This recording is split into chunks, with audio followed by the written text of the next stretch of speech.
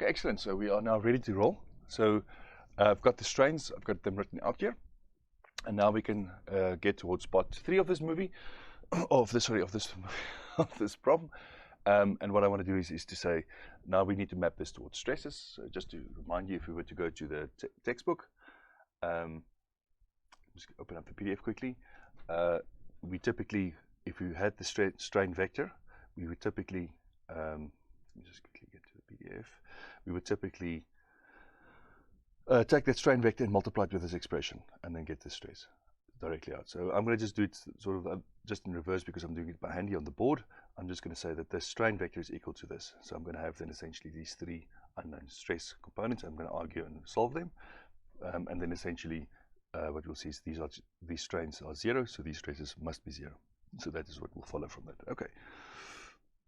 So let's get towards a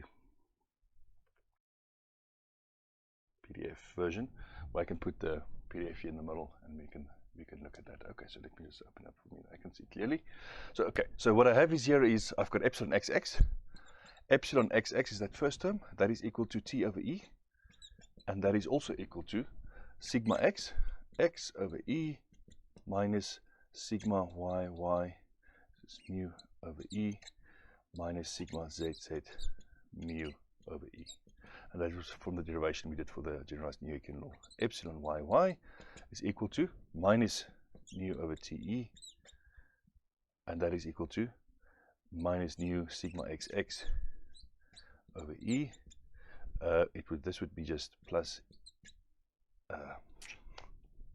sigma y over E minus nu. Oof, that was not a beautiful one. That was a terrible one. Nu sigma zz over E, then essentially epsilon zz minus nu, what was it, T over E also, equals to minus nu sigma xx over E minus nu sigma y over E, and this is plus sigma zz over E. Okay, so essentially I've got 3 equations, 3 unknowns, and I can solve. So we can solve now essentially from this. We can solve for solve sigma xx, sigma y, sigma zz. Okay, I'm just going to go through sort of a reasoning process to try and solve this sort of by argument as opposed to now explicitly solving it. What I'm going to do is I'm going to get a solution and see that it satisfies the equation, then we're done. Okay, so that's going to be the simplest way to go about this. So essentially, before I do that, I just want to simplify this expression a little bit and explain again why I didn't include the shears. The shears we know are all zeros, and it's just the shear strain is just related to the shear stress by 1 over g. So if this is 0, then the shear stress also must be 0. So that's why I'm focusing on this. The other aspect is I can now say, well, if I look at this expression, everywhere I divide by E. So I'm just going to take the over E's out so that everything is just slightly easier to look at. Okay, so that it's not so busy.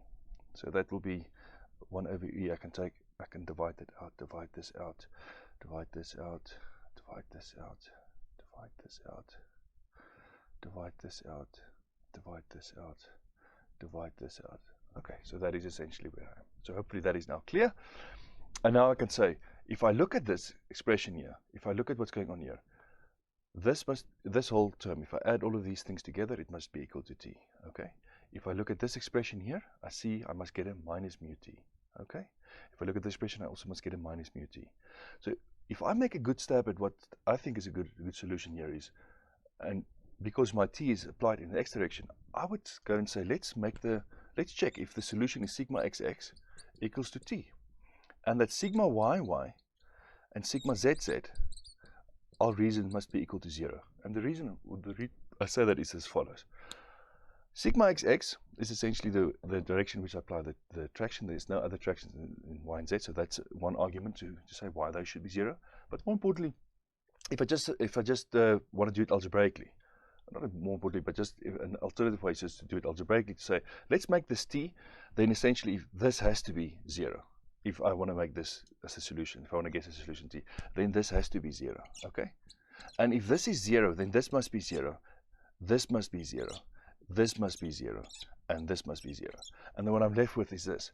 And so if I plug in a t here, I do evaluate to the right expression. That solves the solution. Okay, so that is a solution to the problem. So these are then 0, and this satisfies the 3 equations. So there's my solution to the problem. So I'm going to pause this video, and then I'm going to say, let's check if this is in equilibrium. Then we can finish off this problem with the part 4.